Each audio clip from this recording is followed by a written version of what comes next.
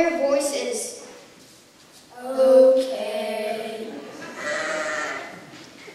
I wonder why the angel appeared to the shepherds and not to us. Because they didn't want to get shushed.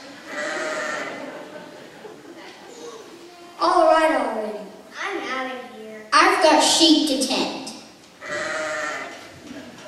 Angels? Did the article say anything about angels? New Google search. An angel of the Lord appeared to them, and the glory of the Lord shone around them, and they were terrified. But the angel said to them, Fear not!